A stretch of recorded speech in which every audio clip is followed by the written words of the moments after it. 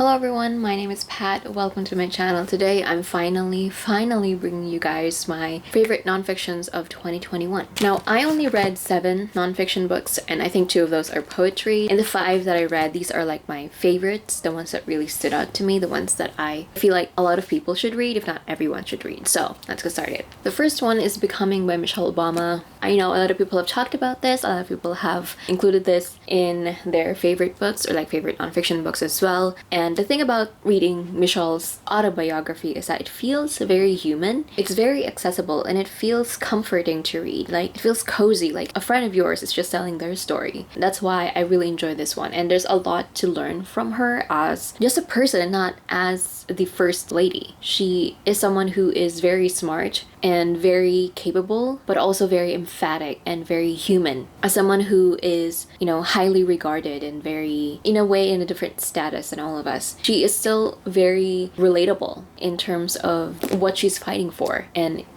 she's very aware of where she stands. And you can see that in her autobiography. Like, she's aware of where she stands and her abilities and what she can do with what she has access to. And I really admire her as a human being, as a person, and I really enjoyed her writing. Again, it's super fast read as well, and I love the pictures that were included in here, from her childhood to her in school, in college, and of course meeting Barack and having their family, and the difficulties that she faced as Barack became a presidential candidate and the president himself, and why she had reservations about Barack being president, and because of what it could mean to her and to their family. And yeah, it's just, I really enjoyed reading and hearing her voice as I'm reading this one. So next one I don't have with me because I lent it to my mom so she can read it. So this is Know My Name by Chanel Miller. This is beautifully written, which is, for some people who haven't read this one, would be like an odd way to describe a book that revolves around a very horrible event, but it is exactly what this is. Like Becoming, this also feels very human, and is also eye-opening for me personally, because it highlights like the judicial process that she underwent, which takes years, and just imagining that is really difficult. Having to face the person who assaulted her and to keep dealing with him, and with it being a very high-profile case. Eventually it's, I couldn't imagine it, but it's beautifully written, very human, and very eye-opening. It's the kind of book that just makes you take a step back and just think about, what other people might be going through right now, or just the world. It's very existential, I guess, or effect for me is very existential. So yeah, I think this is one of those books that everybody should read. Of course, always taking into consideration the content of this book. If it's something that you're very sensitive to and you can't read about, then it's not the book for you, but I think it's a must read for everybody. And then the last one is Intuitive Eating by Elise Resch and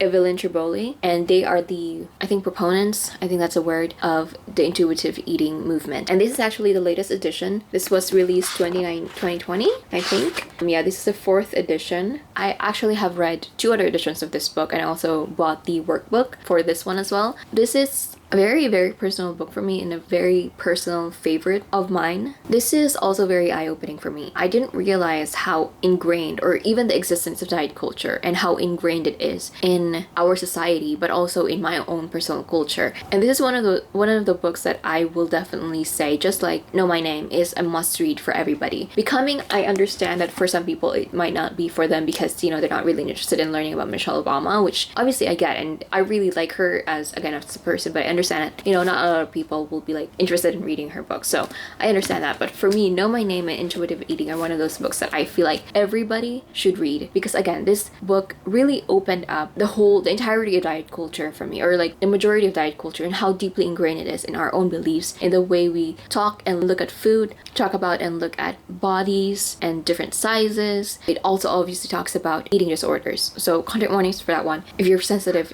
with eating disorder topics, or like books that are deeply going to be talking about food, because this is going to be talking about food and the way we eat and how we eat and how that has changed throughout the years and why that has changed throughout the years, and the different kind of false beliefs that we have been led to believe and kind of has been accepted ideas in society. I would say though that if you're not very used to reading research heavy books, I would say read the third or the second editions of this book, and the audiobook also is a really good one to start with because it's very short. It only talks about the different like main principles that I talked about here. I think the audiobook is only like 2 hours long, or like maybe just an hour and a half long. Again, it only talks about the main principles and what is under those principles. It doesn't really talk about, you know, the personal experiences that these doctors, these therapists have in terms of how they've applied principles of intuitive eating in their own practices and how those patients' experiences has changed and, you know, their own realizations. And again, in this edition, there are more research now. There is now different tests related to intuitive eating, but I feel like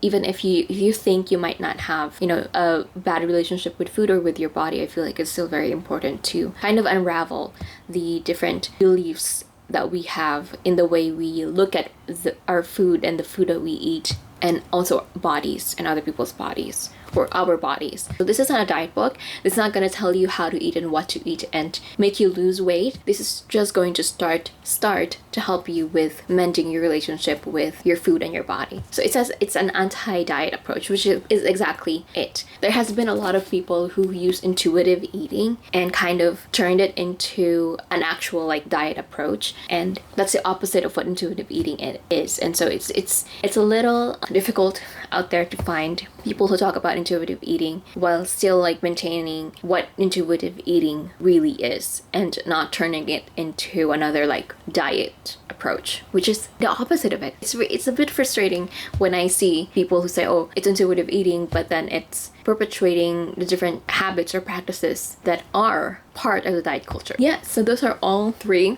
of the books, the nonfiction books that I enjoyed this year. And I know that's not a lot because that's only like half of what I read anyway. And so this year I really want to read more nonfiction books outside of like poems as well. So yeah, that is it for this video. Thank you so much for watching. Let me know if you have like nonfiction books that you guys think everybody should read as well, so that I can add them to my TBR. So yeah, I will see you on the next one.